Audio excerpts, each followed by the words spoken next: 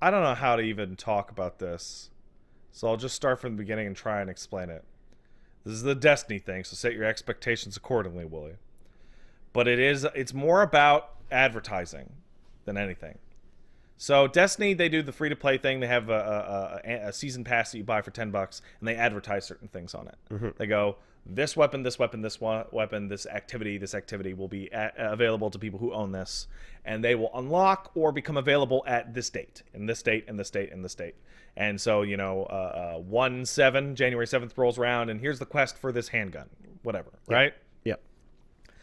There was a new quest that showed up out of nowhere, unannounced, last week, in an area called the Corridors of Time. It's just a fancy way to describe a infinite dungeon with random rooms that you walk in, and there's 6 exits. It's a hexagon, and then you walk through, go through a corridor, and then there's another hexagon with 6 exits, and then each one has a little symbol. Chalice Dungeons. Right. And it became discovered very quickly that it's actually not random at all. Everyone's starting in a random location. It is actually a giant superstructure. Okay. It's stupid enormous. Okay. It's something like 48,000 rooms or some shit. Oh, okay. Like fucking stupid gigantic. You could pull up a map of it. Jesus. Okay. You could look it up on your thing called the Corridors of Time map. Is it 48,000? So, no, probably way higher than that actually. So it became okay, and the quest is reach the end of the Corridors of Time. And people went, I don't know what that means. Because if you went long enough, you would hit a dead end where you would see a grave in the future, but if you tried to reach the grave, you couldn't. And then people were finding alternate paths that, like, oh, if I got to this ending, I would unlock a banner, an emblem for my character, or I would get a lore tab open up. That's weird, right? And so it became clear that there's actually a really complex path that you can take to reach the end, but nobody knows what it is. So, for the past week, Destiny players have been compiling data, crowdsourcing. Interesting. Dozens of streams of people going, like, the charts, the ARG shit. And just... whatchamacallit,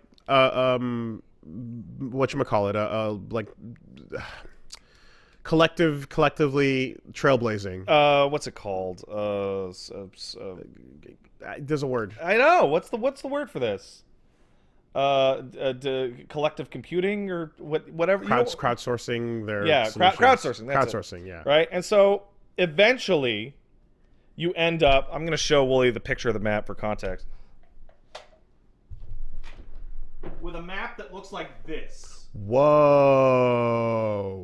And in the map, that is fucking huge. Yeah, it took a lot of work by a lot of people, right?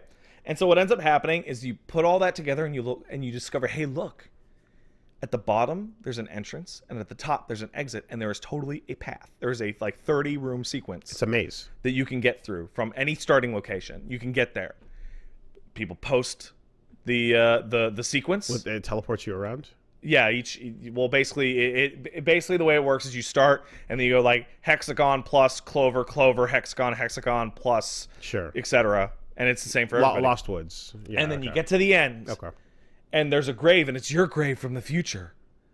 And you're like, what? That's crazy, because the whole season's been about time travel and saving people from death via time travel. Mm-hmm. And they go, oh, man, your favorite weapon's here. And on top, there's a Destiny 1 exotic sword, something that's never been in Destiny 2. And you're like, oh, what could it be?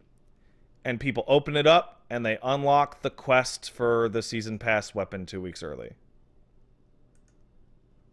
And it's like, oh, it's Bastion, the video, the gun they've been showing in previews. And since it was finally discovered on Monday, the daily reset unlocked the quest for everyone 2 to 3 weeks early, and now everyone can get it. And the overall like feeling is like,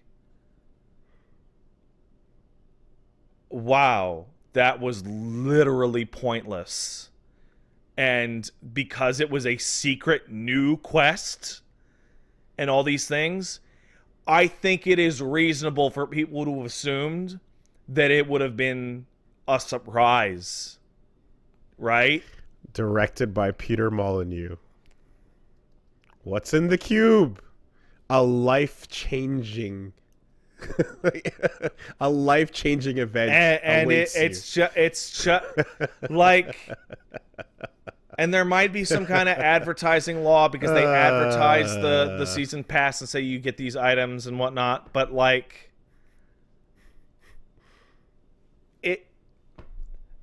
I feel really bad for the streamer. The streamers were the ones who did most of the work because they were online and they were compiling information people were sending in, and there was a couple people on the side just doing math shit. It's like, wow, you guys busted your asses for over a week to get a quest unlock a couple weeks early, and on top, like it sucks, dude. That is such a compelling and interesting piece of content to drop. Yeah, isn't it? Into your game. Destiny does do that every now and then. They do these little ARG puzzles, and they're like, figure it out, and something will unlock.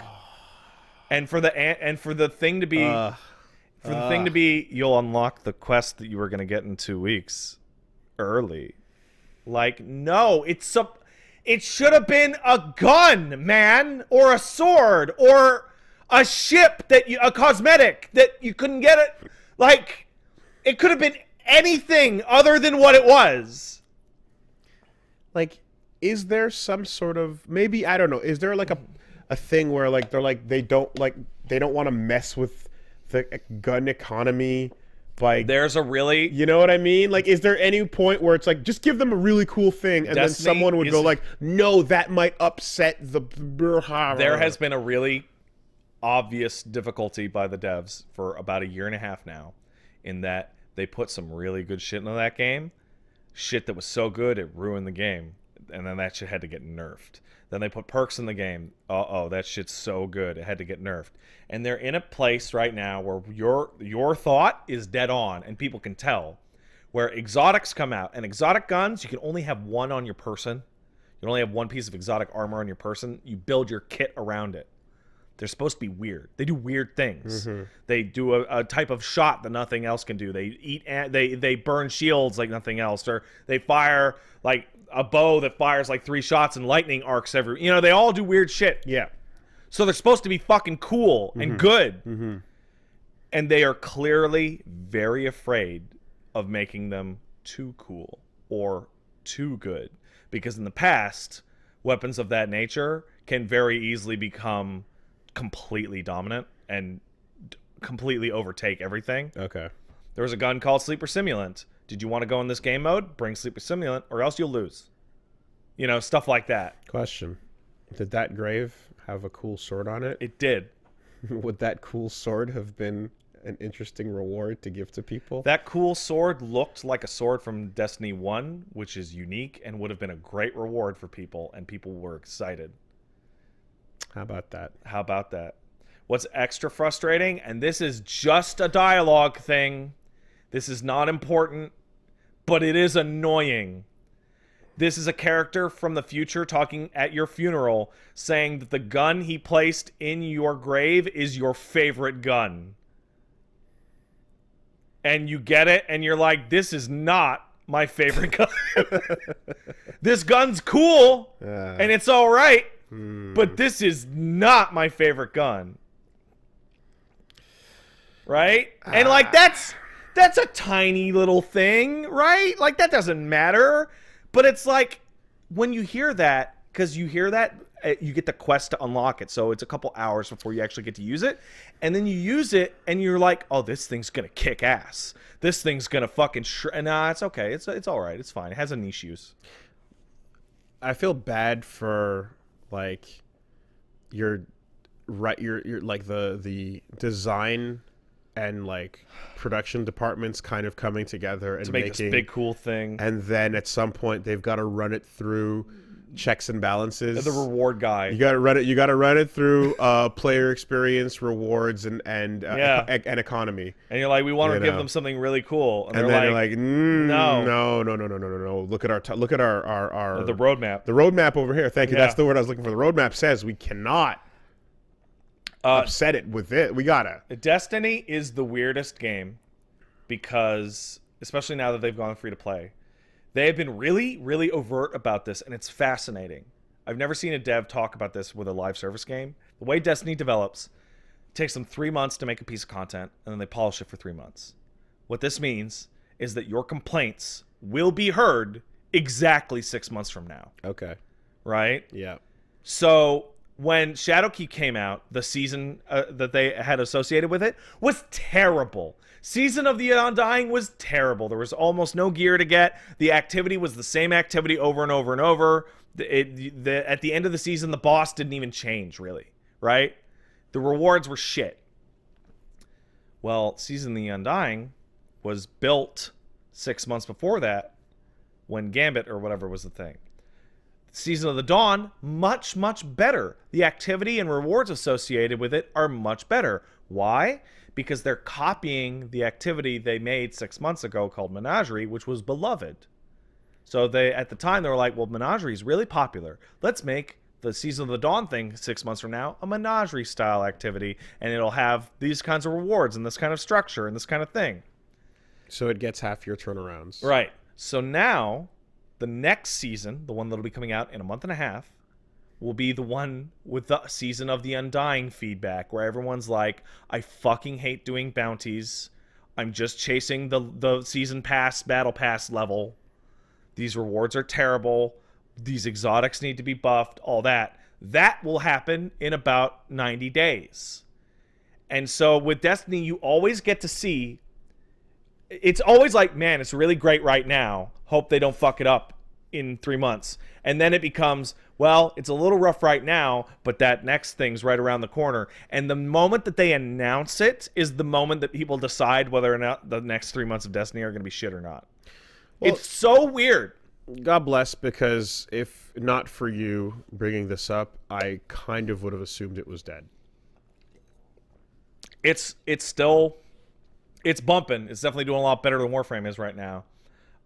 It's in a really weird place because their transition to free-to-play has been really awkward. It's really, really not the best. So one of the biggest problems, and you will definitely appreciate this, is bounties. You used to get a character level, and the way it worked is you hit max level cap within a day, and then you were max level for the whole thing, and that was it, right? Mm-hmm. You're max level for the year, pretty much. Now, well, you gain levels in the season pass shit from 1 to 100, and it unlocks, cosmetic items, it unlocks a gun, whatever, right? Yeah. It's Battle Pass. Well, Battle Pass is 100 ranks. All right. So there used to be these things called bounties that were, you'd go to Nessus or Io, whatever, one of the planets, and the bounty would be like, kill 10 guys with handguns. Simple, piss easy shit. Right. So you'd go to Io, and if you were on Io and you want a little extra XP to maybe level your character up or get a loot box when you leveled up or whatever, you pick that up. Well, now that character leveling is so important, it turns out that one kill 10 guys with handguns bounty from a random planet is worth more experience than soloing a raid, which takes hours. Because bounties reward about 1,000 times more experience than killing an enemy. So then fuck everything So else. what do? Fuck everything else. You grind bounties. It and is. so the game has changed Yeah. from play whatever you want, do the activities you want, chase what you want, to log in, load up on bounties, do all the bounties, then do your second character, etc. That's unfortunate. For example, Woolie, I leveled from level 31 to 105 on the season pass in a couple days by spamming the Christmas event bake cookies bounties. And those are bake a cookie, deliver it to somebody in the hub. And that was hundreds of times faster than literally anything I could do. How are they still making these mistakes? Because they're new mistakes. They're always new mistakes. But they've been at this for so long. And that game has gone through multiple permutations of every business model. The game started as buy it, then the game added a microtransaction store, then the game flirted with a subscription before backing out, then the game went free to play. Then the game took an annual pass, which was basically a subscription. for a year. But I guess I'm just thinking Then about it went like, free to play. Like, like when you add a new thing and you want people to do it, then you need to give them an incentive by making the reward good. yeah. But when it's so good that it makes everything else pointless, then it just becomes the only thing you're going to do. So it says Like, a lot. that's such a It says a lot about obvious outcome. the way that, because when they talk about, hey, we're going to free to play, right? And the first worry is, hey, is it going to take shitzillion years to grind the battle pass so that we have to buy the battle pass at the end? They went, no. And they described, well, if you give a buff on yourself, right, for more XP, and then you load up with a couple bounties for the strike, which is a dungeon, right? At the end, after about an hour, you'll gain like a level or two, right? And that was the developer thought, that you were going to want to run a strike and load up on the bounties for the strike. What's a strike? It's essentially a dungeon, Okay. right? Even though dungeons and Destiny are a different thing, but for this argument, let's say it's a dungeon, a 20-minute run through an area Sure. with a unique boss at the end. And then people went, okay, I guess that's fair. And then it's like, well, what you didn't say is that 95% of the XP came from the strike bounty and not the strike. So why would you run strikes? Why would you not then just go to every planet and do the piss easy bounties, right? And it's like what the developers thought was going to happen did not mesh with the reality of how people play games where you gain levels. People were hitting rank 100 within a day and a half by figuring out, well, what's the most optimized fucking set of bounties I can do on all three characters? And just go, right? And then you run into a different problem. Here's the problem. You hit rank 100 on that season pass, battle pass thing. That's it. You're done. You're done. You're done. You're done. Yeah. And then it's like, well, okay, well, I'll wait till January 7th, and then they're going to do the quest for the handgun, right? Quest for the handgun is walk around a PvP map and look at things and then hear some dialogue. It literally takes half an hour. You're like, okay. And they're like, oh, wow. In the first week of February, there's going to be the Bastion quest for this big gun. Oh, but now the Corridors of Time thing is happening. Wow. It just unlocked the thing from later now. Now I have nothing to, like, and you see how all this combines into just like a seething frustration. Time for that launcher to go cold for another 6 months, basically. Yeah. Yeah. Okay. And then it's like, so I played a bunch of Destiny. I got the gun. I thought it was cool. I am not going to turn that game on until February 4th when they unlock the new boss fight. Then I'm going to beat the boss fight once to get the achievement. And then I will have completed the season. You literally get a badge for completing the season, and it gives you a special title. And then I won't have to play the season again until it's done. I might go in and try and get a better breachlight, which is a handgun, but that's easy. That'll take me an hour. Sounds identical to an MMO. Yeah. Except the one thing about Destiny's like whole life cycle is that it's really fun to play Destiny. So as long as there's something to chase, you're good. They have totally inverted the way that goes. Instead of chasing things and getting things while you do it, you now set specific goals according to bounties and chase those. Unless what you're chasing is cookie baking. Unless what you're chasing is cookie baking. Which I maxed that thing out. It was miserable. You had to bake 300 gifts. But the reward was good. So it was fine. The reward was a little snowmobile with snow coming off of it. Yeah. Yeah. It is the most fascinating. As someone that was running around getting grabbed and groped by fucking BTs. Okay. To take me to your leader. Mm-hmm. You know. Yeah, there's that picture. There's a picture that someone had that was like, how Kojima expects you to react. And it's just like, oh dear God, with the whatever fucking the Shining kind of shot of just oh like, my God, you're coming for me, Jesus Christ! And like how how you it actually actually is, it's take like, me to your leader. Let's go. Come on, I need some Chiral crystals. Let's do it. I'm gonna fuck it up. And I enjoying that process. Mm-hmm. That sounds miserable. The Destiny thing is hilarious because it constantly flip-flops between being amazing and shit. And it is doing that on a 3 to 6 month cycle over and over and over and over. And it's hilarious. It is fascinating to see. But is it costing you money? Very little. These seasons are $10 every 3 months. they're really cheap for subscription.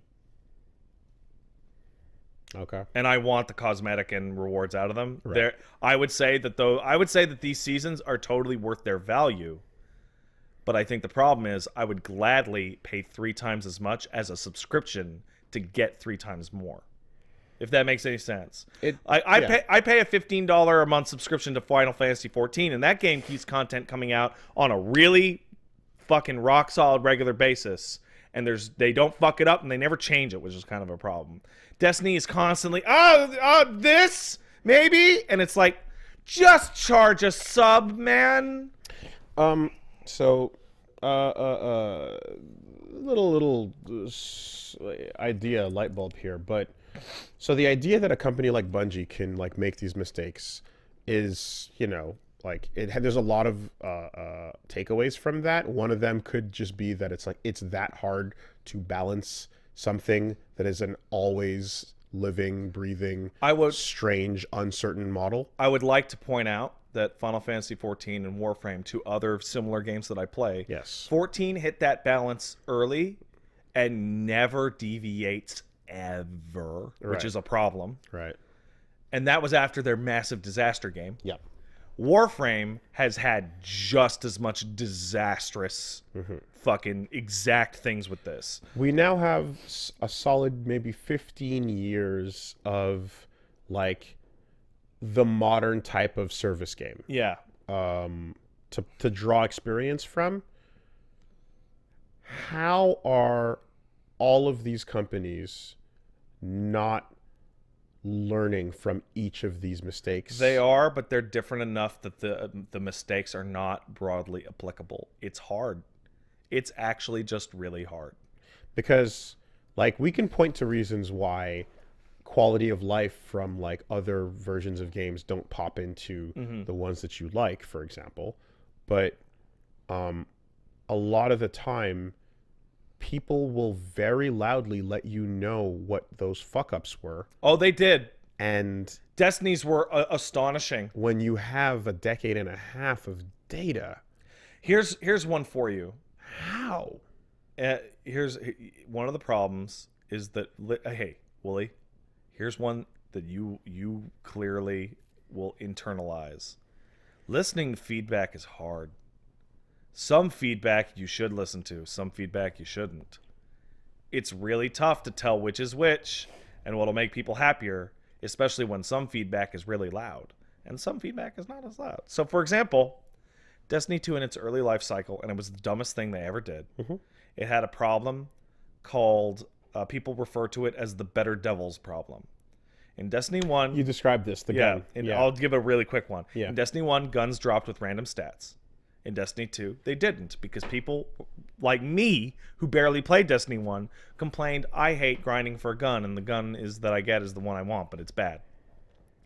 And so then you end up with a situation where you play PvP until the Better Devil's handgun drops, and you go, sick, it's the best handgun. I'm done. And that's that. Yeah. And for a grinding game... That's disastrous. Now, on the community feedback side of things, where you're talking about like, you know, some things should be and should not be listened to, there is a job, and someone who's good at it will parse that information for you. That's a community manager, right? In addition to interacting with everything. Like, here's the thing. A company that is dropping the ball will hire a community manager to be an arrow from them going outward. Do you remember Rob Pardo? No. He was the guy who talked to you about World of Warcraft. That dude was on those forums every day.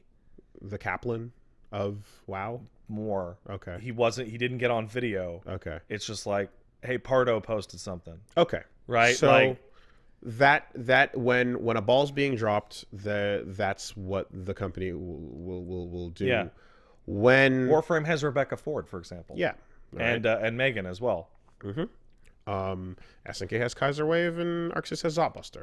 When you're doing it right, that person is a two-way arrow. Yeah. That is bringing information from the community to the dev team and relaying messages from the dev team back to the community, and they are acting as that facilitator. Capcom has Yuri Arjo and Matt Walker. Matt does it as well. Yeah, exactly. Right? It's like I'll go, hey Yuri, this thing's fucked up. Can you tell the devs? He's like, they know. Yeah. Once upon a time, like it's like, what's the point of what is a community manager? This is a new position. What is this, right? And suddenly, modern problems require modern solutions. Yeah. And when games are online and there are a lot of people that are like letting you know about their unique experiences going wrong, there needs to be someone to process that data. Yeah. And like, if your community manager is basically being like told that whatever information, if your community manager, if you're not asking your community manager to go out and get you the information that's why are people mad and bring it back to why you, are they actually mad though? Right, then you're fucking up. Yeah, you're not using that person the correctly. Community manager for Destiny appears to be their lead director, Luke Smith. Yeah, if you have a community manager, make sure you are using them to give you the feel of what's happening. What I mean is Luke Smith is the lead. He's the director, and he writes This Week at Bungie, and he seems to be the one with the pulse. And it's like, I don't think you have time to do that when you're also directing the game. That seems like a lot. Yeah, no, it's a full-time job. Yeah, to manage all of that. And it seems to all fall on this one guy, and it kind of sucks. So, yeah. So, like, with that in place, I mean, not to just fully... Oh, he doesn't write that? Oh, my bad. Well, not to fully divert the, but, like, the nature of that question is, like, if you have someone giving you that information, then what, like, why would... A lot of moving parts. 15 years. So I'll give you an update in 90 days in 6 podcasts. So 8 podcast, whatever. And I will come on and be like, they've announced what they're going to change. Mm-hmm. And it's like, it's funny because that game is back and forth all the time. When the game came out, exotics were weak. And people were like, what is the point of these? Then later, exotics all across the board got hugely buffed. And everyone was happy. And then a new exotic came out called Lunafaction Boots, which ruined the game for like 6 months. Because if you didn't have it, get out of the group. Fuck off. Right? Then they nerfed it. And now exotics are weak again. And it's like, fuck. Yeah, there's definitely like times when it's like, yeah, you can't listen to that. But when it's, I guess, loud and an overwhelming, clear thing, at the very least, you can break down the core of like what if the thing that they're asking for is like a nonsensical thing. The core of what's making people upset, you should at least dissect that. Are people? I think that the reward for Legendary Sundial sucks ass. Okay. What is the core of this? I don't feel like I'm being rewarded for my time for doing a hard piece of content that I couldn't matchmake for. Ah, that's actionable. Right? Yeah. And some of these are really easy, Woolie. Like, say, because when you hit level 100, every 3 levels after that, you get a loot box with cosmetics and shaders and shit. And that's fine. But what if you did the thing I just mentioned, Legendary Sundial, you do it once? Because you can't matchmake. You have to form a party of 6 people for real. That takes time. That took me longer than it did to do the event, right? What did I get out of it? Shit all. Right? You know what would be nice? If you did that, you gained a level right off. Bam. What if you did an old raid? You gained 5 levels. Bam. Okay, fine. Do it. Just turn the knob. You know? Where can people catch more of these misadventures? They can catch more of these misadventures. This is going to be primarily Resident Evil and possibly Temtem based over at twitch.tv/PatStaresAt. That's not it. That's not my channel. That's twitch.tv/AngriestPat. That's the real channel.